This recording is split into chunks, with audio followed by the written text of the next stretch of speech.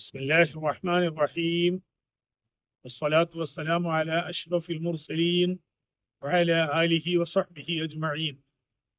പരിശുദ്ധ റമദാനിലെ പവിത്രമായ ഈ പ്രഭാതത്തിൽ മദീന മുനവ്വറയില് മസ്ജിദ് ഖുബാഇന്റെ മുറ്റത്തെത്തിയപ്പോൾ ചിന്തകള്, ആലോചനകൾ, ഓർമ്മകൾ പഴയകാല ചരിത്രത്തിലേക്ക് മടങ്ങുകയാണ്. തിരുനബി സല്ലല്ലാഹു അലൈഹി വസല്ലമ ഹിജ്റ വന്ന് മദീനയിൽ എത്തിച്ചേർന്നപ്പോൾ ആദ്യമായി താമസിച്ചിടമാണ് മസ്ജിദ് ഖുബാഇന്റെ പരിസരം. അവിടെയാണ് തിരുനബി സല്ലല്ലാഹു അലൈഹി വസല്ലമ മദീനയിലെ ആദ്യത്തെ ഭവനം, പരിശുദ്ധ പള്ളി മസ്ജിദ് ഖുബാ സ്ഥാപിച്ചത്. പരിശുദ്ധ ഖുർആൻ തന്നെ എടുത്തു പറഞ്ഞിട്ടുണ്ട്, ലമസ്ജിദുൻ ഉസ്സിസ അല തഖ്വ മിൻ അവ്വലി യൗം അഹഖു അൻ തഖൂമ ഫീഹി റിജാലുൻ യുഹിബ്ബൂന അൻ യതതഹറു വല്ലാഹു യുഹിബ്ബുൽ മുത്തഹിരീൻ. ആദ്യമായി സ്ഥാപിക്കപ്പെട്ട, തഖ്വയിൽ അധിഷ്ഠിതമായി തറ പണിത പരിശുദ്ധമായ മസ്ജിദ്, അവിടെയാണ് അങ്ങേക്ക് എപ്പോഴും നിൽക്കുവാൻ ഏറ്റവും ബന്ധപ്പെട്ടത്. പരിശുദ്ധ ഖുർആൻ സൂചിപ്പിച്ച ഈ ഒന്നാമത്തെ പള്ളി, തഖ്വയിൽ അധിഷ്ഠിതമായി സ്ഥാപിക്കപ്പെട്ട കേന്ദ്രം മസ്ജിദ് ഖുബാ ആകുന്നു എന്നാണ് ചരിത്രത്തിലെ കൂടുതൽ മഹാന്മാരും പറഞ്ഞിട്ടുള്ളത്. എന്നാൽ ഇമാം അഹ്മദ് മുസ്നദിലൊക്കെ അത് മദീനയിലെ മസ്ജിദുൻ നബവിയാണ് ആ ഖുർആൻ ഭാഷ്യത്തിലെ ഉദ്ദേശമെന്നും പറഞ്ഞിട്ടുണ്ട്. എന്നാലും മസ്ജിദ് ഖുബാഇന്റെ പ്രത്യേകതയും ബഹുമതിയും വളരെ വലുതാണ്. തിരുനബി സല്ലല്ലാഹു അലൈഹി വസല്ലമ എല്ലാ ശനിയാഴ്ചയും ഇവിടെ പ്രത്യേകമായി കാൽനടയായും വാഹനത്തിലും വന്ന് നമസ്കരിക്കാറുണ്ടായിരുന്നു. ഖുബാ മസ്ജിദിലെ 2 റക്അത്ത് നമസ്കാരത്തിന്റെ മഹത്വം വളരെ പ്രസിദ്ധമാണ്. ഒരു ഉംറയുടെ പ്രതിഫലം ലഭിക്കുന്ന 2 റക്അത്ത് എന്നാണ് മസ്ജിദ് ഖുബാഇലെ നമസ്കാരത്തെക്കുറിച്ച് റസൂലുള്ളാഹി സ്വല്ലല്ലാഹു അലൈഹി വസല്ലമ അരുൾ ചെയ്തത്. എന്നാൽ പരിശുദ്ധ ഖുർആനിലെ ഒരു വചനം നാം ചിന്തിക്കുകയാണ്. എന്താണത്? ലമസ്ജിദുൻ ഉസ്സിസ അല തഖ്വ എന്ന് പറഞ്ഞിട്ട് ഫീഹി റിജാലുൻ യുഹിബ്ബൂന അൻ യതതഹറു വല്ലാഹു യുഹിബ്ബുൽ മുത്തഹിരീൻ. പള്ളിയുമായി ബന്ധപ്പെടുത്തി അള്ളാഹു പറഞ്ഞ ഒരു പരിപാടിയാണത്. ശുചിത്വം ആഗ്രഹിക്കുന്ന ഒരു വിഭാഗം വ്യക്തികൾ അവിടെയുണ്ട്. യുഹിബ്ബൂന അൻ യതതഹറു, ശുചിത്വം ആഗ്രഹിക്കുന്ന, ശുദ്ധീകരണം ആശിക്കുന്ന ഒരു വിഭാഗം ആളുകൾ. വല്ലാഹു യുഹിബ്ബുൽ മുത്തഹിരീൻ, ശുദ്ധി വരുത്തുന്നവരെ അള്ളാഹുവിന് ഏറെ ഇഷ്ടമാണ്. ഇവിടെ കേവലം വുളൂ ചെയ്യുക, അത് ശുചിത്വത്തിന്റെ ഭാഗമാണ്.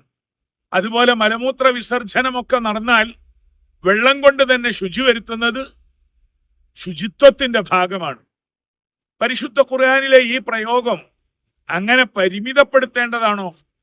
അവതരണ പശ്ചാത്തലവുമായി തളച്ചിട്ട് ബന്ധിപ്പിച്ച് വിശാലമായ അർത്ഥലോകത്തെ വിസ്മരിക്കേണ്ട ആവശ്യമുണ്ടോ?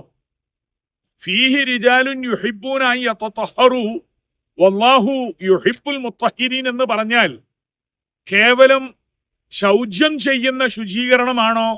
വുളൂ ചെയ്യുന്ന ശുചിത്വം മാത്രമാണോ? പരിമിതപ്പെടുത്തേണ്ട ആവശ്യമൊന്നുമില്ല. വിശാലമായ അർത്ഥത്തിൽ പരിശുദ്ധ ഖുർആനിനെ വായനയ്ക്ക് വിധേയമാക്കുമ്പോൾ ശുചിത്വം പല നിലക്കുമുണ്ട്.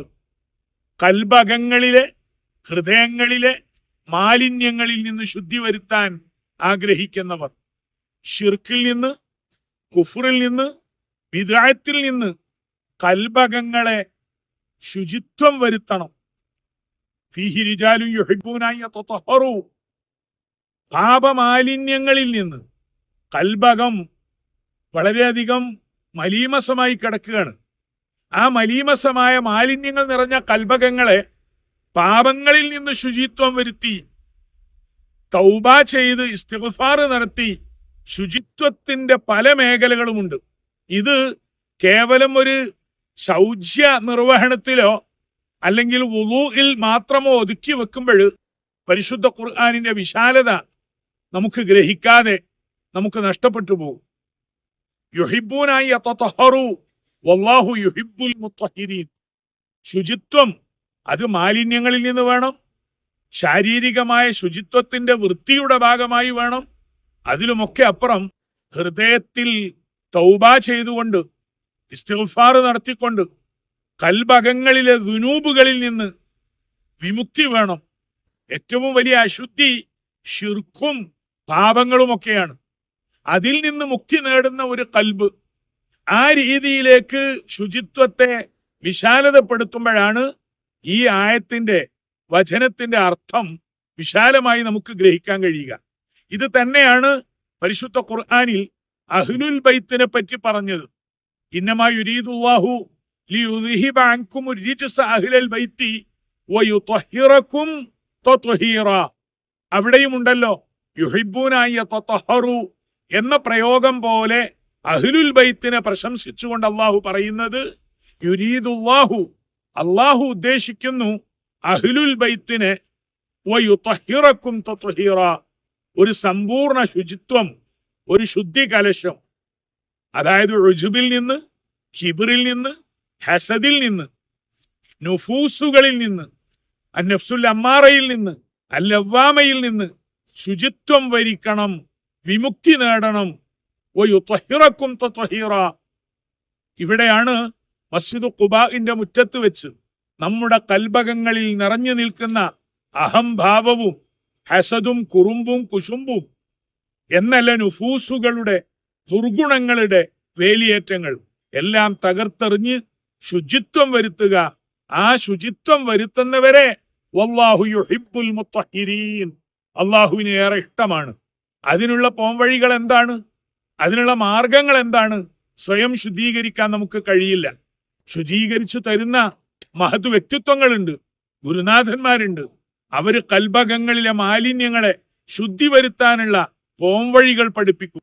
അവരുടെ നിർദ്ദേശാനുസാരം കൽബിനെ തത്വഹീർ ചെയ്യുക.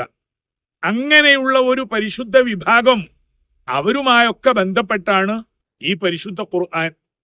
ഈ മസ്ജിദ് ഖുബാഇൽ തിരുനബി സല്ലല്ലാഹു അലൈഹി വസല്ലം നിർവഹിച്ച ദൗത്യവും ആ പരിപൂർണ ശുചിത്വമായിരുന്നു.